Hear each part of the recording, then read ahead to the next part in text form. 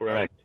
I remember we were on that show with Kervin, the Issues Today show. That's where I met you, and he asked me a question: what's the difference between police and gangbangers? And I'm gonna ask you that same question. What do you think is the difference? Because some of the things I You hear, I can't tell the difference. You know what? There really is no difference. They consist of packs of people. They have the same uniform. They have the same code. If anything's more dangerous, it can be the police sometimes. Okay, because they're organized. They have the power. They have the badges to kill. Gangbangers don't necessarily to get away with that. Okay, but at the same time, when we look at them, why are there gangs? Well, we know that the police used to beat people and cause problems, and they still do, of course. But back in the day, before technology, the police would take gangbangers, little young, children, in some cases, 8, 9 years old, and drop them off in rival gang neighborhoods where they would get beaten up and supposedly taught lesson, and in some cases killed. Okay, because the police officers wanted to inflict some embarrassment, some pain, some fear. And so what has happened here is that for many years these behaviors have been perpetrated in these communities where these cops can treat people as they want to. Okay, and that, I believe, has created a lot of the so-called black on black crime, which has been fueled, of course, by these police officers going in there, disrupting these neighborhoods, using people against one another, by saying, "Oh, these are snitches," that are talking about bad people. No, what they're doing is they're causing problems, and the people need to empower themselves. We need to have some good leaders within the communities that will see themselves working for the people, and not becoming that which oppressed them to begin with in the first place.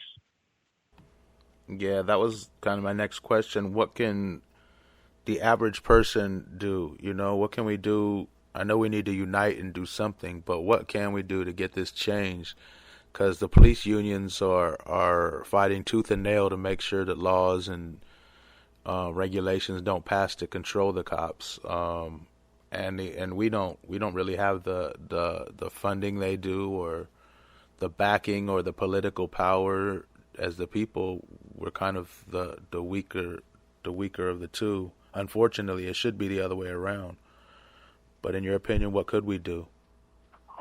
To quote Martin Luther King, I think he was the one that said, or he did say, that riots are the voice of the poor, or something like that. I don't know the exact phrase, but I'm sure a lot of people do The know voice of the what it is. voiceless. The voice of the voiceless. Yes, riots are the voice of the voiceless.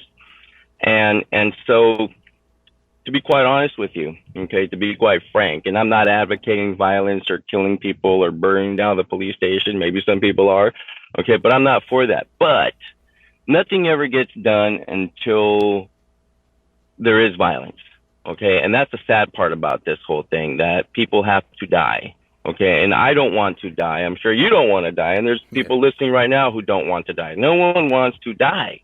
But sometimes you have to give your life to a greater cause, especially when this damn killing continues, especially when you have these bad police unions that are out there, giving misinformation to the public, and creating all this fear. Oh, the police are dealing with some really bad people. Yes, there's some very bad people out there, but they're sick people. Okay, they're mentally ill people. Most of these people that are killed are mentally ill. They did a study on that, research on them. So we should be helping these people, not killing them, and if we have to take them to jail, we should take them to jail, and get them the help that they need. But to develop this, hatred, these are all scum of the earth type individuals, that's Nazism, okay? Where you have people that think like that they're better than others.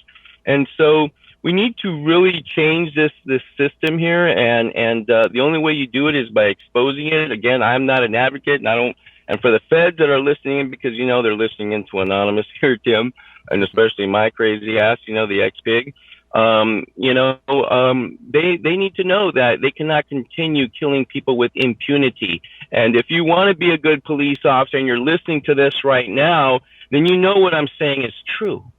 Okay, you know that there's bad cops. Don't try to make yourself a good cop if you know that these people are bad. Okay, that they're out there violating civil rights and then trying to go out there and do your job and go back to your family, sit at the table and act like you're a hero or something.